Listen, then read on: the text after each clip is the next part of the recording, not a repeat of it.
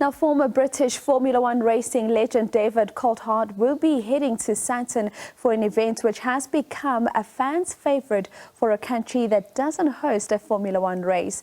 Now, the Red Bull Showrun is an event that will give fans a chance to witness Formula One up close and personal. The event takes place on the 6th of October out in Sandton on Katherine Street, and the former Red Bull, Mclaren and Williams driver Coulthard took time to chat to my colleague Thando Mxoli.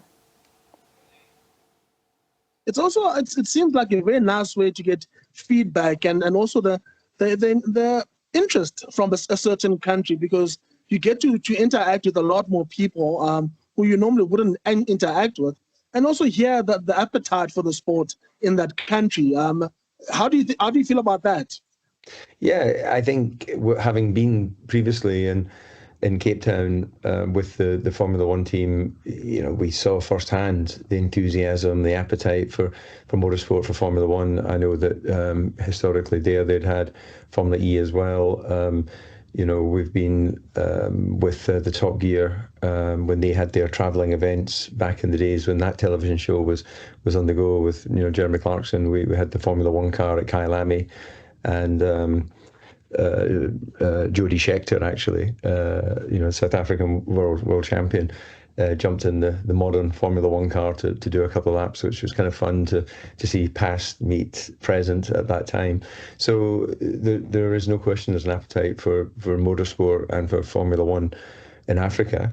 And it's a question of the Liberty Media, the commercial rights holder. It's a question of them finding a location that fits. So I'm fully expecting that we'll have some announcement on that in terms of Formula One and its future in Africa in the next year or two. And for example, there's been a lot of talk that South Africa has made no secret that they do want a Formula One race. Also, there's talks that a place like Rwanda could look at something like a street race. Just looking at the races that have joined the calendar, street races, not all of them have succeeded, but the tracks are always a show winner. But also, if you have that track, you have to keep it active for the other parts of the week when the Formula One circus is not there. What would you prefer if we had to have a race in Africa?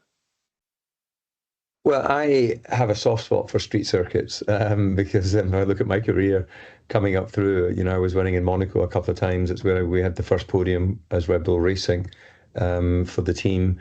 And I had other success in the lower formulas on street circuits. So I get the challenge from a driving point of view and enjoy that challenge.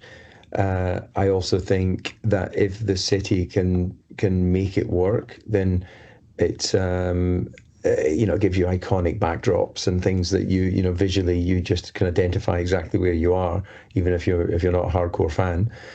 That said, to be finger in both camps, a properly designed and built structure offers so much more all year round, because then it can be used for other forms of motorsport. I'm involved with Silverstone, we're the home of the British Grand Prix, and we're now investing in a kart track as well, because we want it to be a sort of one-stop location for young kids right through to adults racing in cars. So having a bespoke facility, unquestionably, if you look at other areas, other countries, they're able to make that work, all year round. And it becomes an asset for local communities and employment. Whereas if you're building a street circuit, it takes, in the case of Monaco, it takes them 3 months to build the circuit and 1 month to take it away. So it has an impact in the local area for a 4-month period, which they're very good at working around. Obviously, that creates employment and other areas of that. But then, obviously, the remainder of the year, it doesn't exist. So there is nothing to do with the racetrack.